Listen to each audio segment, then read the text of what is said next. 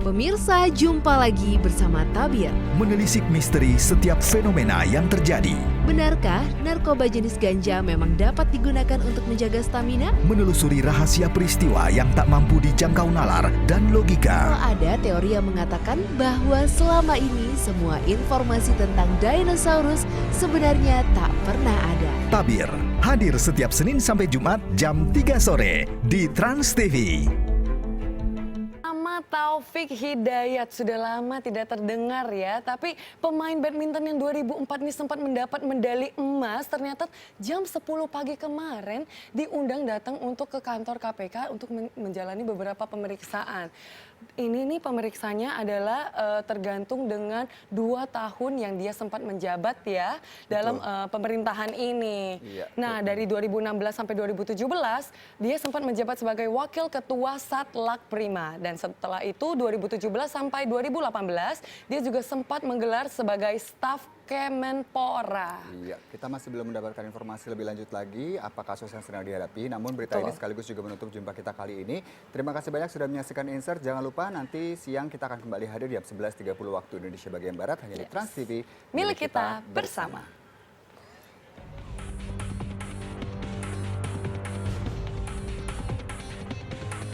Kabar mengejutkan datang dari mantan pebulu tangkis Indonesia Taufik Hidayat.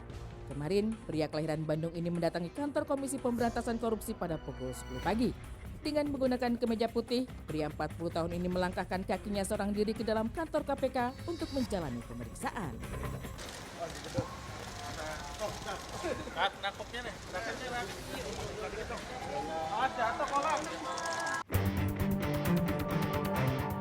Peraih medali emas pada Olimpiade tahun 2004 ini diperiksa KPK terkait dengan jabatan di Kementerian Pemuda dan Olahraga yang dijabatnya pada periode tahun 2016 sampai dengan 2018.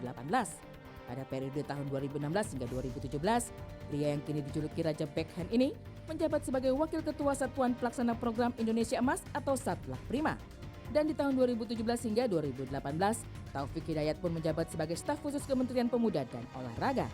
Lantas apa keterkaitan ayah 2 orang anak ini dengan kasus korupsi yang tengah ditangani KPK? Diperiksa selama kurang lebih 4 jam, pria 37 tahun ini terlihat keluar kantor KPK sekitar pukul 4 sore. Dirinya pun langsung dihadang oleh para awak media yang langsung mencecarnya dengan beberapa pertanyaan. Suami dari Ami Gumelar ini pun mengaku pertanyaan yang diberikan kepadanya oleh penyidik hanya tentang posisi serta tugasnya selama ia menjabat di Kementerian Pemuda dan Olahraga. Cuma dimintain keterangan aja, saya kan sebagai staf sus Kemenpora waktu itu di 2017-2018 ya. Itu aja. Selebihnya apa lagi Bang Rizali? Nggak ada, sebagai saya di situ tupoksinya sebagai apa, itu aja. Terkait dana hibah atau apa Mas? Dana hibah KONI gimana Mas? Nggak ditanyain Mas. Oh itu. Cuman itu aja, saya sebagai staf sus, saya sebagai di Wasatlak Prima, saya sebagai apa, kerjanya apa di situ. Atau kalau Regulasi Mas? regulasi Proposal Dana hibah KONI? nggak di. Sama sekali nggak ditanya soal Ditanya hibah. soal itu? Enggak. Pembagian honor di Satlak Prima di dalamnya nggak? Enggak. Nggak ada juga. Cuma ditanya soal tugas doang? Iya, sebagai apa, si ini siapa, kenal ini, kenal ya, di situ itu aja. Nggak ada yang lain.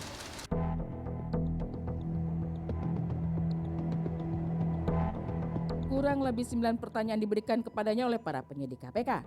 Selain tugas serta fungsinya selama menjabat di Kemenpora, Taufik mengaku jika dirinya juga ditanya tentang Menteri Pemuda dan Olahraga Imam Nahrawi. Dia kenal Pak Imam di mana itu. Didalami dengan Kemenpora juga. Yang lain nggak ada. Kemenpora sama Satlak Prima, dari Satlak Prima bisa diminta di staf sus. Ya ditanya kenal ya kenal. Tapi kalau penerimaan dana dan lain-lain nggak diterima? Saya nggak ngurusin itu, jadi saya nggak Nggak ada tahu. konfirmasi? Dilansir dari lamandetik.com, Kepala Biro Humas KPK, Febri Diansyah mengatakan, jika pemeriksaan terhadap legenda bulu tangkis Indonesia ini berkaitan dengan penyelidikan kasus korupsi yang kini sedang diselidiki oleh KPK. Namun Febri Diansyah enggan untuk menyebutkan kasus apa yang kini tengah ditangani oleh KPK. Ya, KPK memang selalu jadi garda terdepan dalam pemberantasan korupsi di Indonesia.